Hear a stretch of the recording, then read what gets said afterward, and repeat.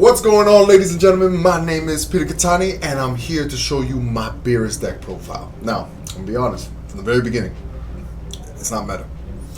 This is something that, like, if your locals does tier CD Friday, then you take this deck and you'll have a great time. But if you go against anything meta, even tier 2, it's still going to have a hard time. Why? Because this is a set 1 leader. We're already like in set 5, 6, one of those. And there's a lot of good cards out there. And there's a such thing that's called power creeping.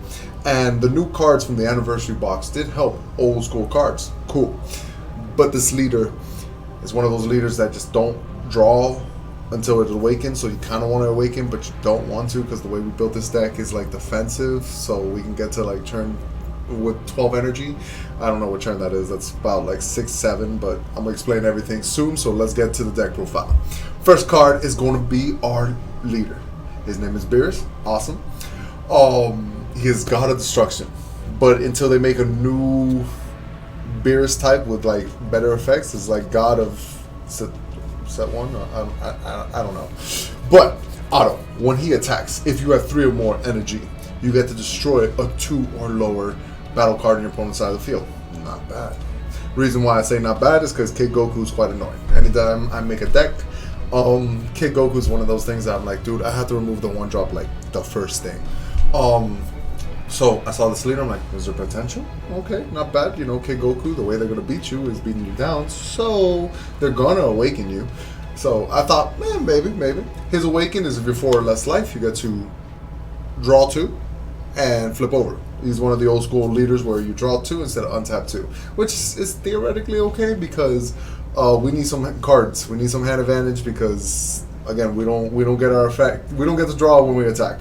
When he's awakened though, when this card attacks, it destroys a 4 or lower battle card on your opponent's side of the field. So you win 1 up.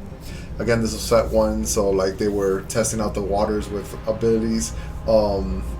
Did I even say 4? I hope I didn't say 4. It was 3 or lower. So front side is 2 or lower. When he awakens, it's 3 or lower. I guess I might have said 4 because I wish he did 4. But he only does 3 or lower and doesn't ignore barrier, so it becomes very difficult. If it could do barrier wasn't around back then, but if it could, this deck could be actually the God of Destruction. Then he has this active main that not once have I ever seen it, but it's doable. Where if you pay 16 energy, you win the game. You don't have to worry about life whatsoever. You just win. So we're kind of going for that. That's the concept of this deck, and let me explain everything that happened. So for starter, we got 4 beans. No need to explain beans. Beans really good. It's defensive, strong. Then you got 4-dimensional magic. We have no overwhelm in the deck yet. This is all theory crafting. But I feel like overwhelm is not needed for the deck, theoretically. So our Sparking Negate is always going to be live. We do want to tap out because we're going to try to play as much as possible cards to ramp up and then try to defend ourselves on our opponent's turn. So 4, definitely dimensional magic. 2 of this pseudo combo and 4 of the other one. Why 2 of this and 4 of this one? If you so happen get paired up with Denny Hype and he's playing Yellow Dende, when it looks at your hand and he tries to get rid of your super combo, he doesn't want to play this cell. Why? Because when it comes into play, you draw a card. This one is not the same. When you combo with it, or I believe when you evolve, actually we can raise it above. Boom. When this card is when a card evolves into this card, you draw a card. Or when you combo with it. But not when you play it. So if Yellow Dende brought it out and then attacked and killed it, you got no value. But if they brought out Cell has the beautiful when you play or combo with it. So when it gets played, you draw a card, so he's not going to pick it. So it saves that card in your hand. So we play 6 pseudo combos. Have some defense because you're going to need defense. It's not like you're just racing to try to get to 16 energy. No, you're being somewhat defensive too. 4 ejection. It's a heavy card in this deck because again our leader does not draw when you swing, so problematic but necessary because again we need a ramp. It just gets it there and you don't really have to worry about the hand size other than defending. Everything else is like, yo, put on board, ramping up. 4 commies when it gets too big. When the board gets too big and you're losing somewhat of control, you gotta blow up the board. Some people don't respect it, but we do. Why? Most important, it's a god. This whole deck, other than the pseudo combos, it's gods. Gods, gods, gods, gods. And he's a god that we could theoretically search with another card that I'm going to show you soon. We're playing 3 of the new anniversary box Chronoa? Not even Chronoa. Her name is Supreme Kai of Time. Time something. Counterplay. You can play this card. And battle cards with energy cost 2 or less cannot attack until the start of your opponent's next turn. So it's really good when you play it on your opponent's turn, not when you play it on your turn. If you play it for 1, cool, you get the auto when you play this card, draw a card. Not bad. But when you play it on your opponent's turn, it shuts down 2 and lower from attacking, which is really beneficial because we are a defense deck. So if you're playing against Keikoku, another example, I play a lot against Keikoku.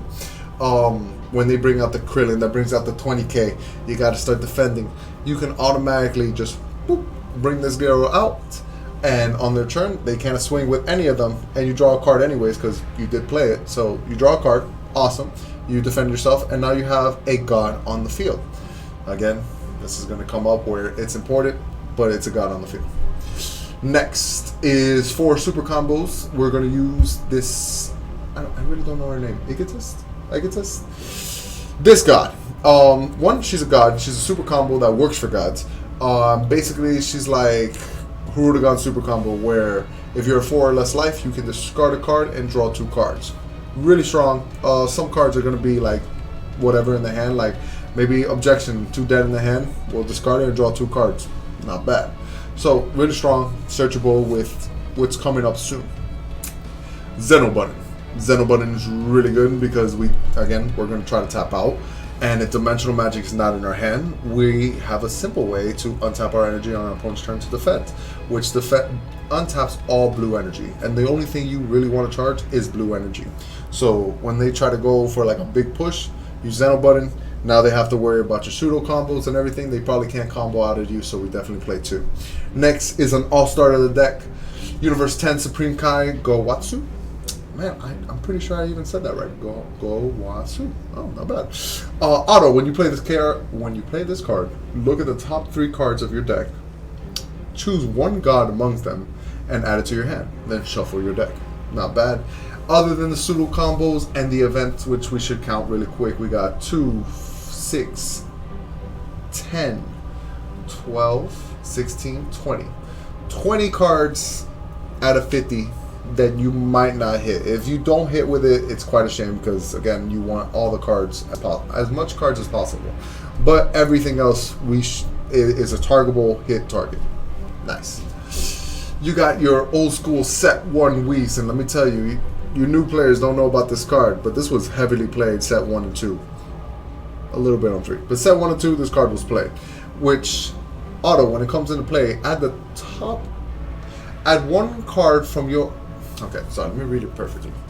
When you play this card, add 1 card to your energy from the top of your deck. See, when I try, I can read perfectly fine. When I talk fast, that's when it gets a little like nervous. But I am trying to make videos a little shorter than 20, so trying for you guys. It's really good because you get to ramp. So once you have 4 energy, you're ramping up to 5. So your next turn, your turn 1 you play whatever. Your turn 2 you're gonna ramp. So your turn 3 is gonna be this Whis. Your turn 4 will be 6 energy, and from there we're gonna keep going. There's possible ways to get to 7, but it's a little difficult. So we'll talk soon. Next, it's going to be Majin Defender West Supreme Kai. She's a barrier, so kind of hard to deal with. And permanent, you can use this card to pay energy costs even when this is in your battle area. So this is a battle, it's like an energy on the field. Interesting. You rest it just like you would an energy, and you provide an energy for something you want to play. So it's like ramp, it's like playing an ejection without losing an extra card in hand, but your opponent can try to interact with it once it's rested, because barrier is going to stay on the board unless they can attack active. So if someone paid attention to the Vados deck. But once it's rested, your opponent can attack and basically you lose an energy. So there is one little cool skill you can use with this, and I'm going to show you soon, but she's not that bad. Next, it's the new card from the anniversary box. The card to even look at Beerus. It's this Whis. It's one drop that when you play, you get to draw a card. Awesome, it replaces itself.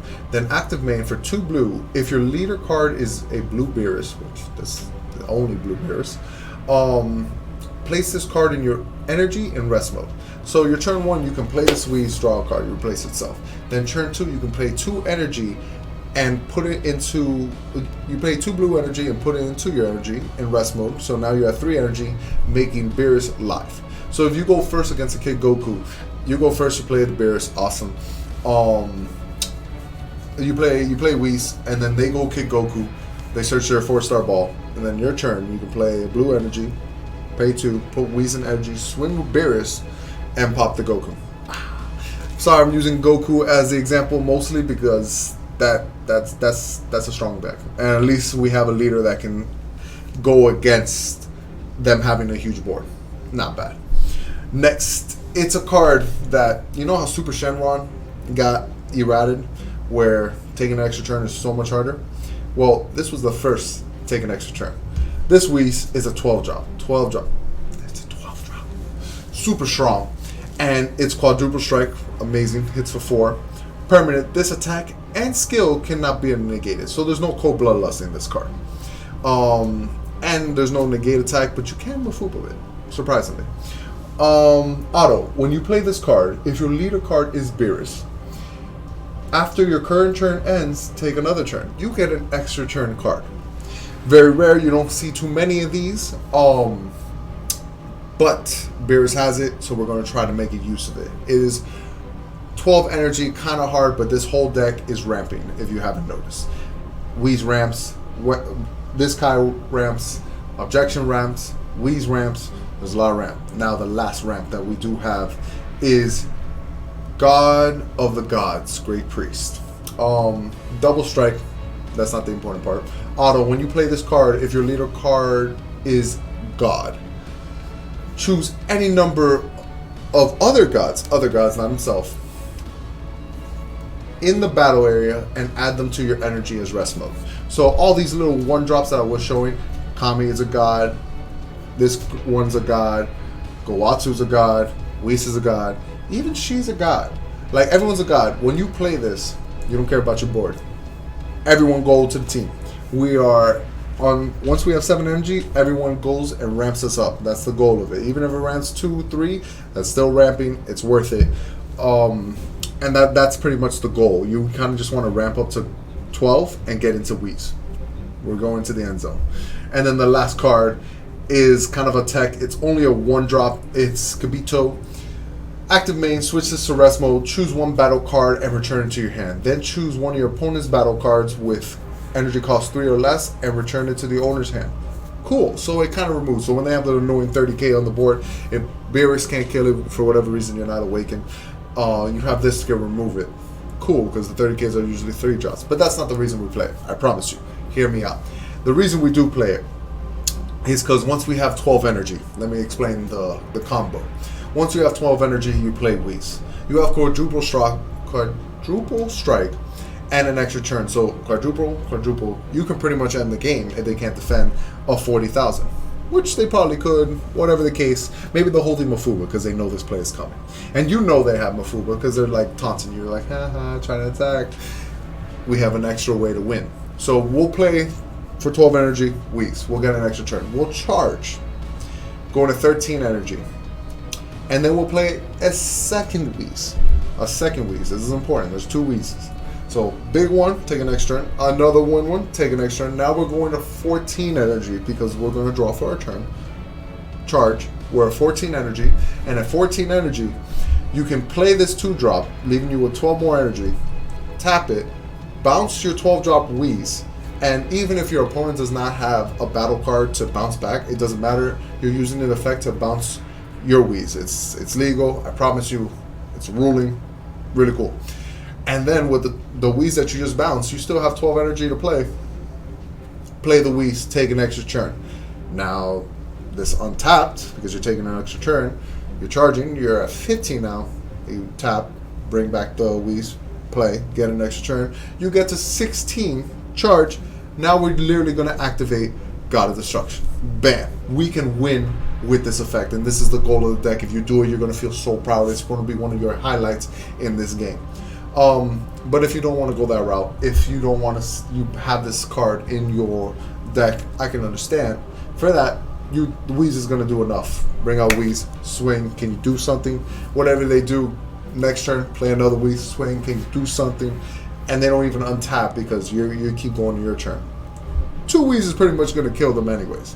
But this is a nice little way that in case they have Shugesh Kigoku, a Mafuba, anyway, you have an alternate win condition.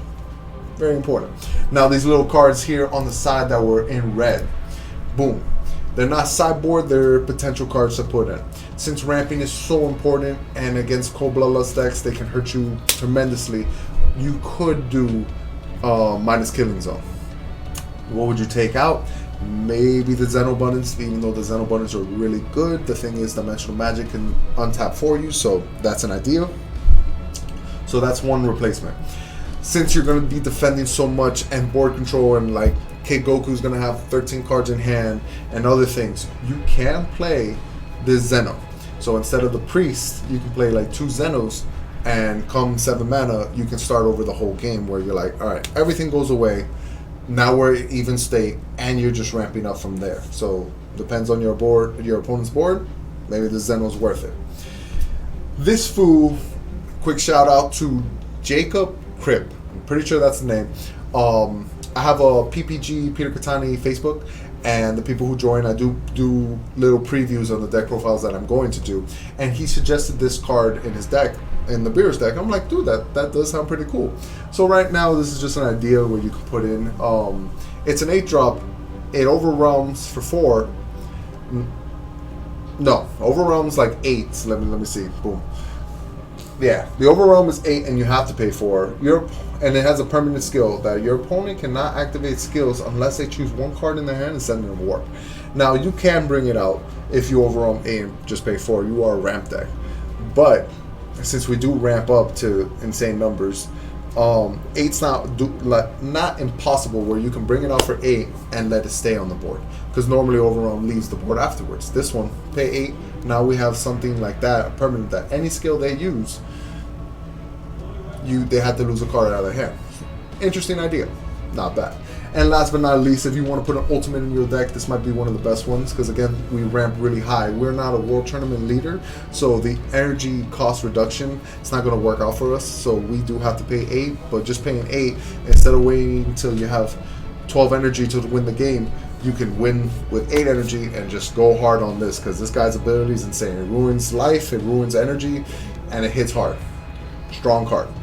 So it's an idea, definitely should be put into this deck. But this is a skeleton to try it out, see what you guys like. I do not consider this whatsoever meta, but if you do win with it, I do love taking crazy decks to big events. But I like them to have a little more chance than me having like a gimmick, and this is definitely a gimmick. But give it a shot, let me know what you guys think, and thank you for joining me. Let's see what else I can come up with. Later.